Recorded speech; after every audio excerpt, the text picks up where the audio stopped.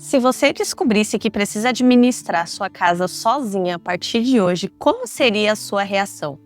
Por aí, seria tudo tranquilo ou seria um desafio enorme? Cuidar das finanças parece algo que não nos pertence e que a gente só começa a fazer quando percebe que realmente precisa. Esse é um assunto que eu gostaria de conversar um pouco com vocês, mulheres, hoje. A minha mãe morava com a família dela com 27 anos quando ela descobriu que estava grávida de mim e percebeu que seria uma mãe solteira. Ela nunca tinha precisado administrar uma família. Ela só cuidava do dinheiro para ela. Imagina o choque que foi. E sem ter opção, que é esse caso que a gente está conversando aqui, ela descobriu muito sobre o potencial que ela tinha na vida financeira dela. Eu não estou falando de uma pessoa de renda alta ou de classe média, estou falando de uma pessoa pobre que trabalhava como faxineira. E apesar disso, como mãe solteira, ela conseguiu comprar um terreninho e construir 2 cômodos para a gente viver, que eu me orgulho muito disso. Mas não foi fácil. E é sobre isso que a gente vai conversar um pouco hoje. Quantas de vocês se identificam com a seguinte situação? Seu marido cuida de tudo e você nem sabe quanto que a família ganha? Ou você faz as compras do dia a dia, mas não é consultada sobre as grandes decisões dentro da família? Você tem medo de mexer no banco ou de pedir empréstimo ou qualquer tipo de solicitação porque você não é familiarizado com os termos técnicos do banco? Ou talvez você trabalha, mas se o assunto vai para o lado do investimento ou do planejamento do orçamento, você se sente totalmente perdida. Se você assinou que sim para qualquer uma dessas questões, esse vídeo é para você. Quando a gente não participa ativamente das finanças da nossa casa, a gente pode estar entrando em 2 enrascadas. A primeira é ficar totalmente dependente de outra pessoa, ou seja, daquele parceiro. E se aquele parceiro vem a faltar, seja por morte, seja por divórcio, seja por qualquer situação, a gente se sente totalmente perdida.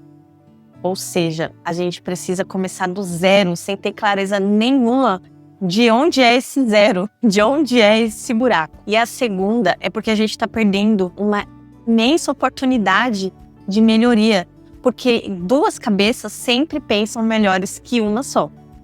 Eu sou planejadora financeira comportamental e eu que faço também a organização financeira aqui de casa. E por muitas vezes também meu marido deixou para mim essa responsabilidade de você faz isso, você faz bem, então faz. Só que quando a gente sentou para conversar depois de algum tempo em que eu estava fazendo isso sozinha, a gente percebeu de como poderia ter sido melhor se a gente tivesse pensado juntos em algumas soluções. Todos nós podemos errar quando nós pensamos sozinhos.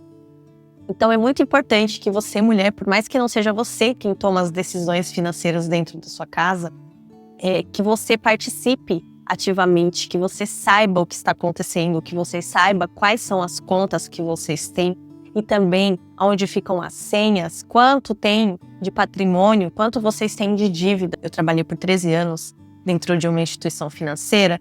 Eu via muitas situações em que um parceiro não fazia ideia do que acontecia na vida financeira da outra pessoa. E nisso chegavam pessoas endividadas porque compraram criptomoedas e perderam tudo, ou porque apostaram em bets e perderam tudo, ou pessoas que faziam caixa 2 e a pessoa não fazia ideia, ou seja, guardavam o recurso para uma outra conta que a pessoa não sabia. Ou, infelizmente, também vi casos de pessoas que guardaram dinheiro para um terceiro envolvido no relacionamento.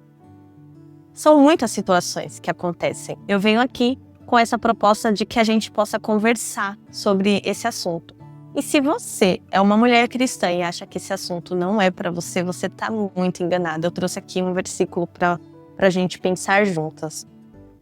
Provérbios 31, 27, que fala sobre a mulher virtuosa.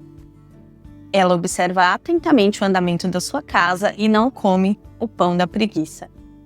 E o que é esse observa atentamente o andamento da casa? É justamente olhar para tudo que acontece dentro dessa casa, a organização dessa casa, a educação das crianças, enfim, são várias tarefas. E as finanças, sim, é uma delas. Quando Deus criou a mulher, criou para ser uma parceira idônea, ou seja, uma ajudadora. Então, sim, ela ajuda nas decisões, ela ajuda com sabedoria e de maneira ativa.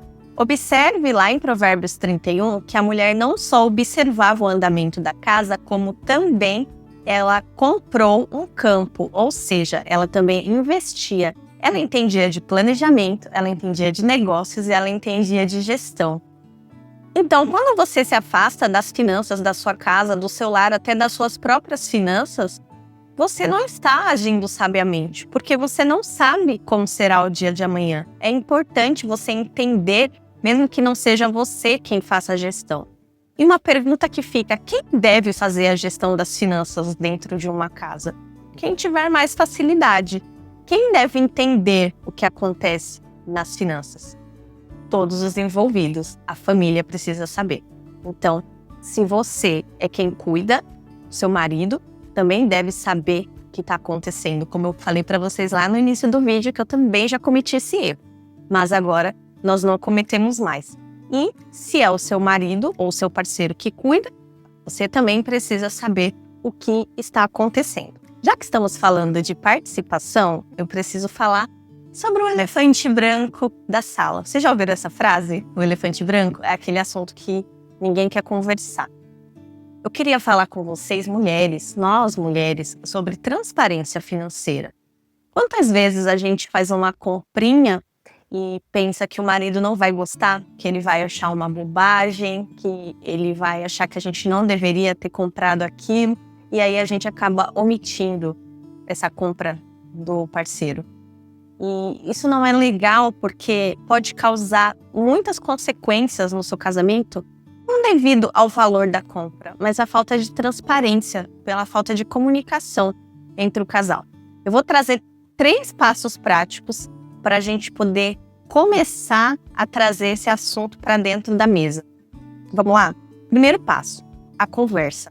A conversa é muito importante no relacionamento. A gente sabe que não é só no âmbito das finanças que a conversa é importante, mas é importante que vocês alinhem objetivos, expectativas, o que vocês têm dentro do relacionamento de vocês relativo às finanças. Se hoje você é a mulher que não participa das finanças, você vai chamar o seu marido para um almoço, para um lanche, para um piquenique, você vai trazer esse assunto dentro de um ambiente agradável.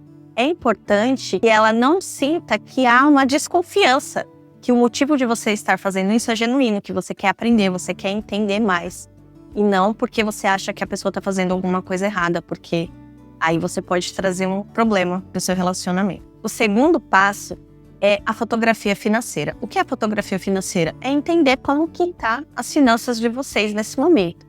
É mapear tudo que vocês têm de entrada, se ambos trabalham, o que vocês têm de investimentos, aonde estão, quanto tem, como que eles funcionam.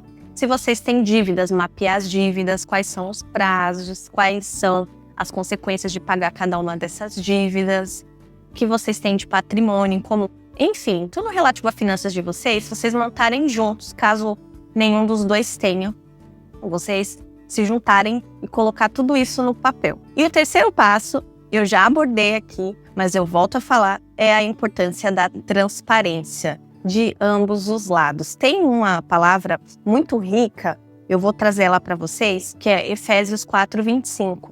Deixe cada um falar a verdade com o seu próximo.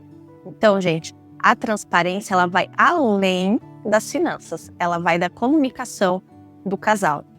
Então, tem muitas pessoas, muitos experts por aí que até usam a frase de traição financeira, infidelidade, agora eu lembrei, infidelidade financeira. Eu não gosto muito desse termo, mas ele já é até usado na área das finanças, que é quando um dos parceiros, omite transações, omite patrimônios de um cônjuge. Então, como que a gente vai evitar isso? A gente não tem como evitar totalmente, mas a gente pode mitigar isso tendo uma participação mais ampla dentro das finanças familiares. Eu sei que pode parecer muito desafiador, mas você precisa começar a fazer isso pelo bem seu, pelo bem da sua família.